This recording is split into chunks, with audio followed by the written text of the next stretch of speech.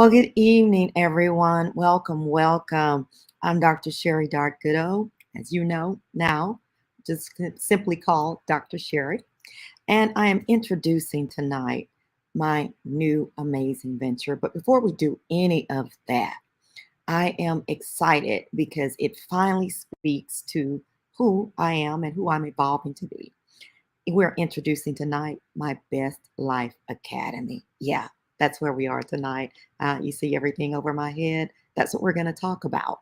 But remember, last week we talked to you about bringing in some information on the 5 pillars of burnout. I see some of you coming in now. Go ahead and hit somebody in the chat. Tell them they want to get here because this is good stuff. Yeah, I see you sisters coming in.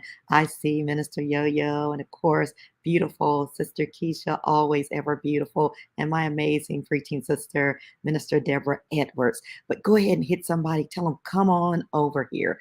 This is the night that you want to be here. Well, let me tell you a little bit of my story, if I may. Sometimes, I guess that's okay with you guys. Sometimes we talk so much and we do so much that sometimes people don't realize what it took to get here. But I left something as we're developing this. I left something was somewhat of a mantra for me that the view is always beautiful at the top, but it is the steps behind the scenes that sets the backdrop for that view. And so tonight, as we're talking, I wonder what your steps are to that scene at the top. What steps did you have to take? What measures did you have to take? What did you have to do to climb up to that particular point? So my story started simply as this: board certified licensed physician, doing very well, thriving practice, 2,200 plus patients. I'm rocking and rolling and I'm doing the thing. Along the way, I get called into ministry. Yeah, it seemed to throw a little bit of a wrench in something, but I thought we're doing well. What I didn't see and what I didn't speak of were all of the slugs, all of the slights that came with these particular titles. Yeah, I walked into a community as the first Black female, and that was good. But there were some other things behind it. We had the scenes or the scenarios where they said she won't last 10 years.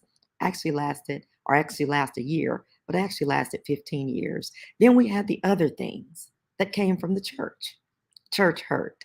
I know you haven't been there, but for people who are and going to be real tonight, yeah, I was there. Let me tell you a little bit about that. I was told that women don't preach. Somehow it sounds like God didn't get the message. And so here I am tonight. And all of that to say, it led me to an area of overdoing, overachieving. Some of you may be there tonight. And that led to what we call burnout. You guys have heard me talk about this in the last few weeks, but it's something that I think is happening to many women, especially career women of faith, because we don't always talk about these things. We leave them to others. We leave that out of our sentences in a day's time. And I wonder how many sisters we walk by day in and day out who are living with this and they don't know what to do with it. Well, that was me. I was living with it and I didn't know what to do with it. See, I was in a profession that was known to diagnose, to treat, and yes, to recommend a cure. But when it came to that, no one seemed to have the answers. I was left frustrated. I was left feeling like a failure. I was left feeling like a flop. Did I mess this thing up? Maybe I didn't hear correctly. Maybe I got it wrong. That set me on a journey over the last 7.5 to 8 years and evolving into what I am now beginning to just scratch the surface on my best life now. Yeah, it's pretty good. But how I got here was a little bit different. I think the best scenario that I have for it as a career woman of faith is actually found in my faith system. And if you don't mind, I'll share a little bit of that with you because that kind of sets the stage of these 5 pillars of burnout. Well, the passage is actually one that's very familiar to me. I've been in for a few years, but it was Matthew 25. In there, the core of it began to speak to me. And I want to share a little bit of it with you. We won't read anything, but just to kind of go into it, if you have, your words, your Bible, whatever your passage or your version is, read it.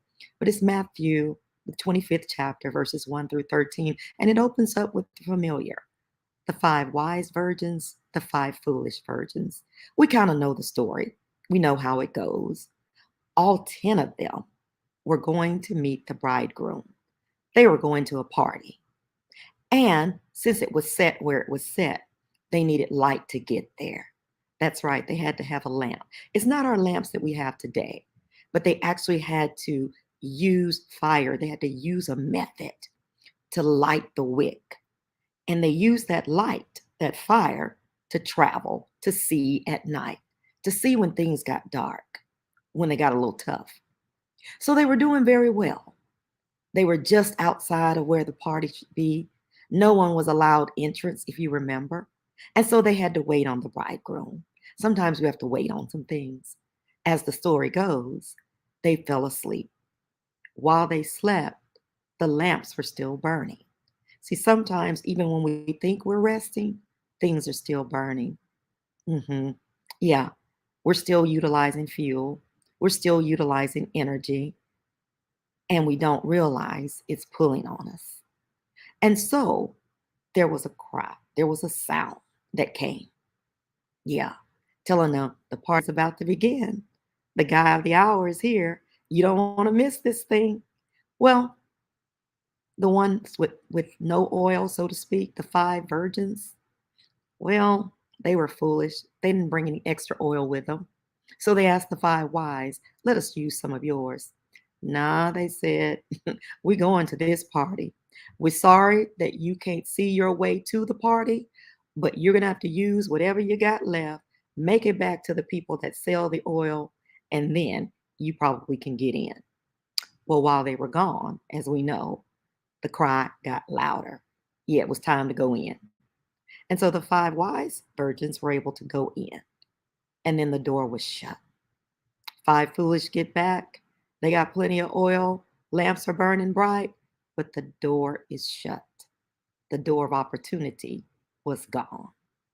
And how do we use that now when we talk about ourselves, career women of faith? Well, there are just a few things that I want us to look at. The five foolish virgins, they didn't have. And those are the pillars that we need as career women of faith to get into the party, to get into our best lives. The first thing that I noticed is that when they were coming along, they were not cognizant of who they were. Yeah, they were all virgins. It was a common thing, maybe not as common today, but it was a common thing back then. And what that meant in, pure terms, nobody had been intimate with a man. But if you think about it in today's terms, before we get to that depth of it, what it means for us as far as cognizance is that do we know who we really are? Five wise knew who they were. They were very cognizant of who they were. But the five foolish virgins were not cognizant of who they really were, how they had been preserved, how they had taken care of certain things to get to this point.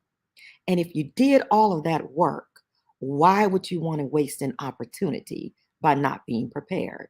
So they weren't cognizant of who they were. Maybe that's us today. Do you know who you are?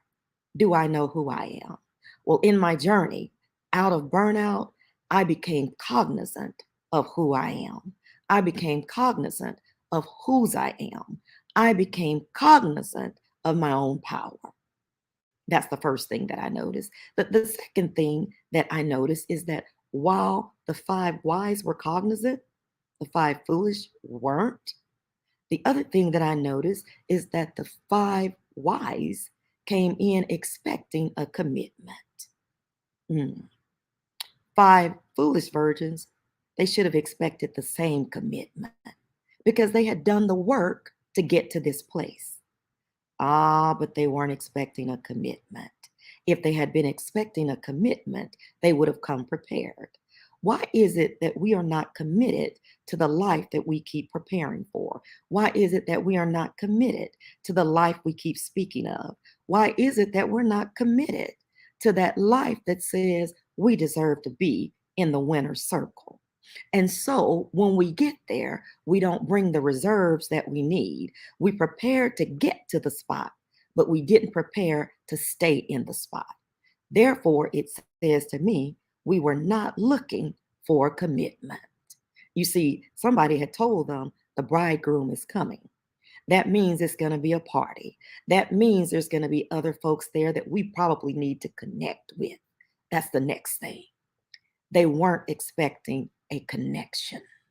Because when you're expecting a commitment and when you're cognizant of who you are, then you're expecting a connection. Could it be that for our best life, we're not expecting any connection? Yeah. See, that's how I got into burnout. I'm just telling you my story. I don't know about yours, but I'm talking about my story. I came into the profession as a physician, well seasoned. I came into the profession as a minister, licensed, but I didn't show up wanting to make a connection. I didn't show up being cognizant of who I am and whose I am. I didn't show up expecting a commitment to be present for me because I had gone through church hurt, because I had been let down before.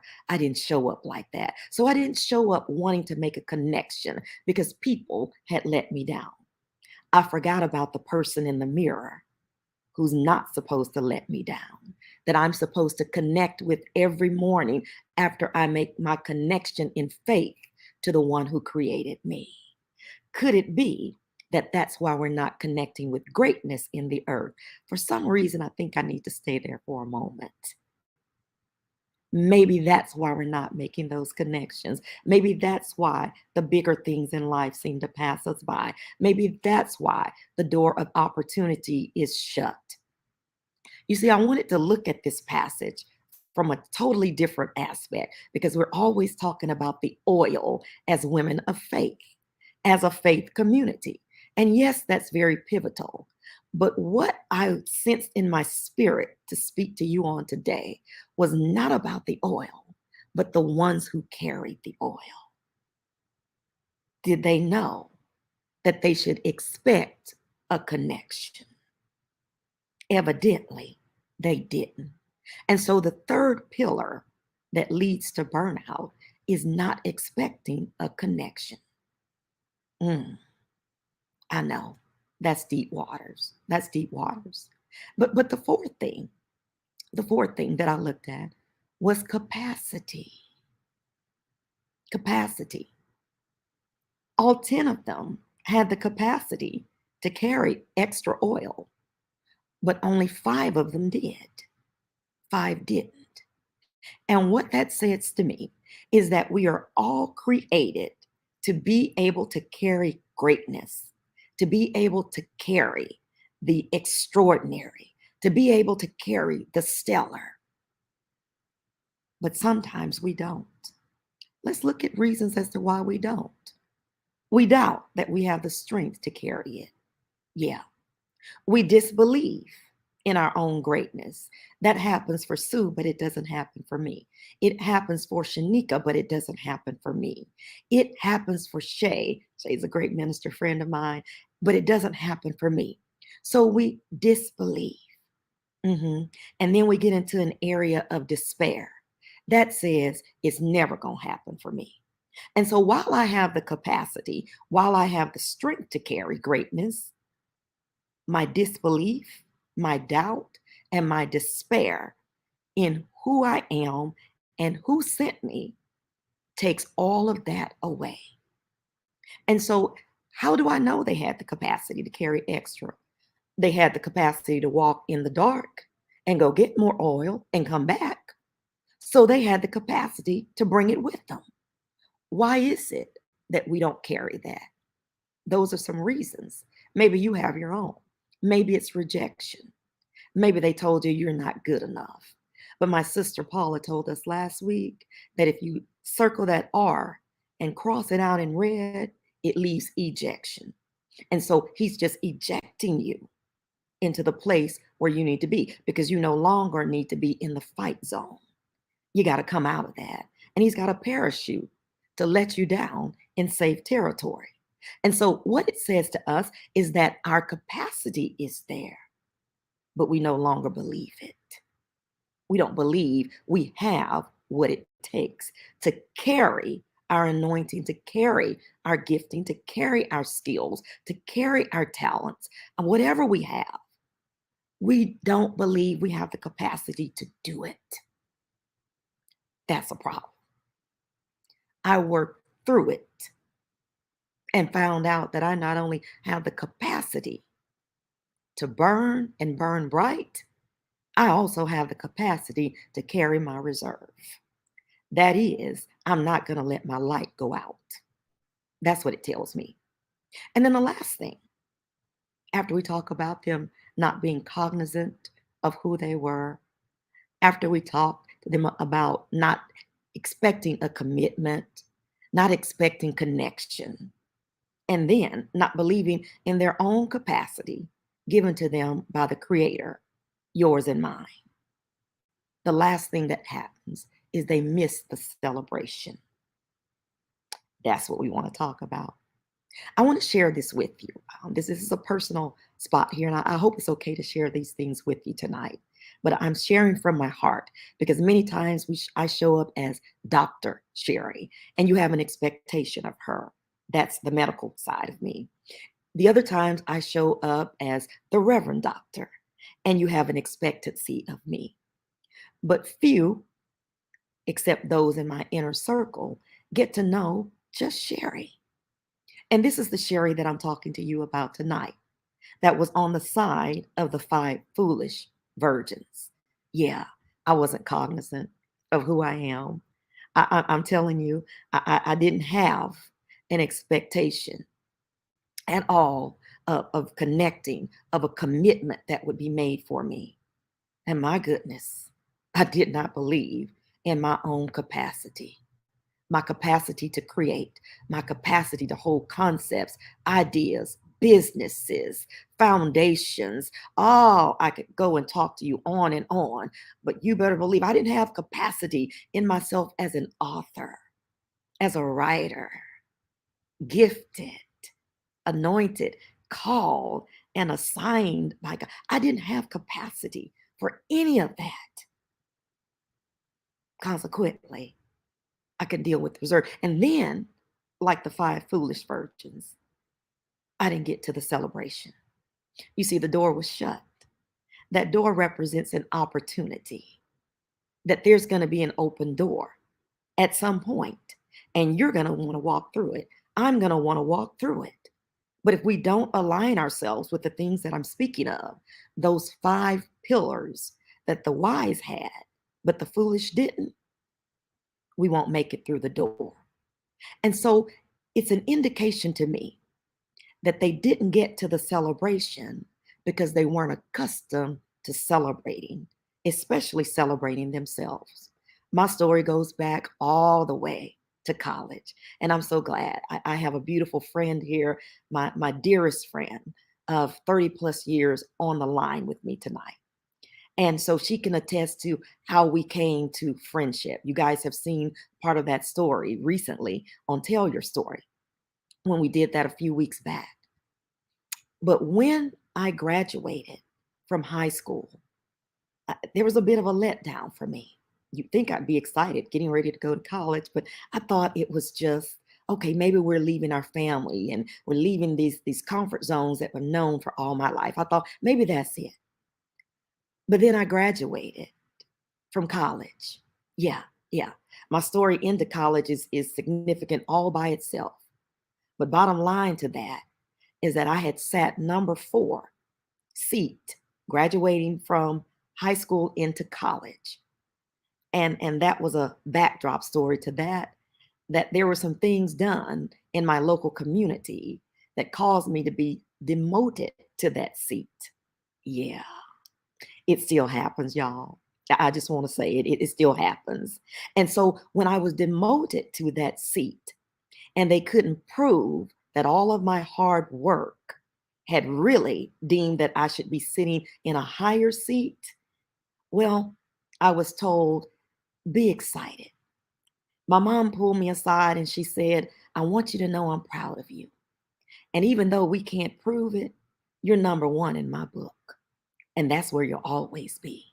She said, but take this with you. Once you have it in your head, they can't take it away from you. Well, I got that, y'all, and I thought I was good. So I graduated from college. I beat everybody that was sitting in those seats before me. I beat them out of college with a stronger degree. I had to work 3 to 4 times hard for that degree, a Bachelor of Science in Biology. And I came out in 4 years. Number one seat was still in college. Number 2 seat had flunked out of college. And number 3 seat was trying to figure it out. Well, you would think I would throw a party. Number 1 seat's father came to my mom in the kitchen where she was working one day and said to her, I know you're proud of that little girl. She said, you better believe I am. And then he turned around with tears in his eyes and he said this to my mother. He said, well, I guess the proof is in the pudding now. She really is the valedictorian. And my mom looked at him and she said these words, she always was. They left it at that. But when the party started in my neighborhood, when the party started, I was let down. You see, it had taught me to not celebrate me and my accomplishments. You'd think it would end there, but it didn't. I graduated from medical school. I was one of 2 of my persuasion out of 200 that graduated that night. And we looked at each other on entry day and told one another, I'm not coming out without you, and you're not coming out without me. So 2 out of 200 did just that. You think it's time to have a party, girl. You think the balloons would be soaring. You think I'd be running down Fannin Street outside of University of Texas at Houston. But guess what? I wasn't.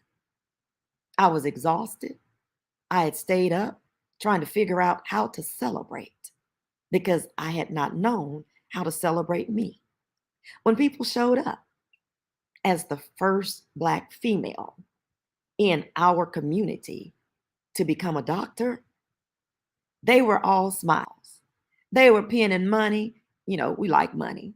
They were bringing gifts. We were getting well wishes. My mom's phone was ringing off the hook. I'm telling you, all week long. People were stopping by spontaneously. They had clippings out of newspapers. They had them laminated. They were bringing them by. And the honoree looked like somebody had thrown a wet blanket on me. Why? I was not used to the door of opportunity where the celebration was, and I didn't know how to celebrate. It continued for years. So I want to tell you guys tonight, listen to me. I went through burnout. I went through it like this, but you don't have to do this. Understand who you are. Be cognizant of that and be assured of that. Understand that you deserve a commitment. Greatness and those you are called to are depending on you committing to what you are called and created to do. Understand you want to be connected. You have a right and an expectancy to connect to greatness in rooms beyond you, in rooms beyond perhaps the hood, rooms beyond where you maybe used to be in the ghetto, rooms beyond. Yeah. Where we live in the Section 8 housing, rooms beyond that, you have a right to expect a connection. And then you have the capacity to carry greatness. Don't let anybody talk you out of it. Don't let church hurt do it. Don't let those rooms assigned to, the powers that be keep you out of them. Don't let anybody tell you what God did not put in you. Don't let them do that.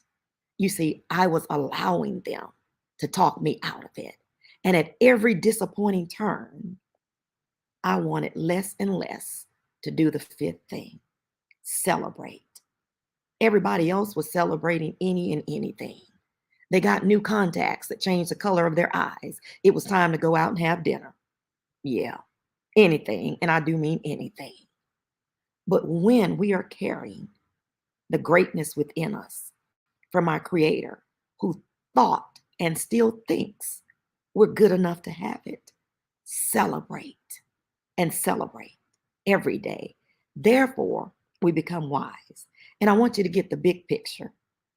You see, if you think, well, Dr. Sheri, you're talking to some other people. Yeah, I'm still over here and y'all are over there. Okay, let me help you out just a little bit, girl, because I want to talk to your girlfriend and I want to make sure you get the message. All 10 of the virgins, wise and foolish, suffered burnout. I'm just going to put a pin right there and let you sit there. How do we know that? Well, when you look at the passage, it says they heard a sound, and when they awakened, the lamps were going out.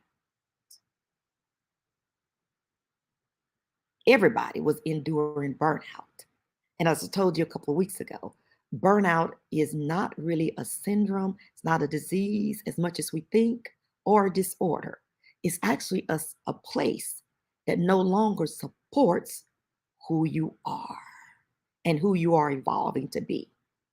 But when you have your reserve, when you know and understand your capacity to carry greatness, yeah, you can reignite that flame and you can go from burnout to blazing. And that's what they did. They went from burnout to blazing, the ones who knew all of these things and understood the pillars to get in to a room that was waiting and already set up to celebrate.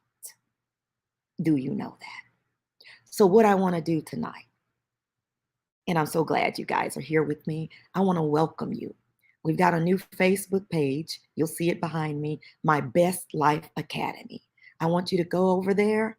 I want you to become a part of that community, because that community is designed for career women of faith, such as you and I, where we get to share and shine. That's what we want to do. And next week, I'm going to be offering a free Facebook Live event. Yeah, my first ever, guys. I'm telling you, this virtual thing is becoming a habit with me. I'm excited about it. But we're going to do a Facebook Live event, absolutely free. I'm going to drop some information on that Facebook page at My Best Life Academy. That's MBLA for short. And you're going to be able to register. And we're going to do some things on next week. I hope you invite somebody. I hope you tell somebody about this. I hope I get to see you and get to love on you virtually and tell you how proud I am of you, how excited I am that you're finally cognizant of who and whose you are, to tell you that you have an expectation for a commitment. And those you are called to are hoping you keep that commitment because they need you to show up for your best life.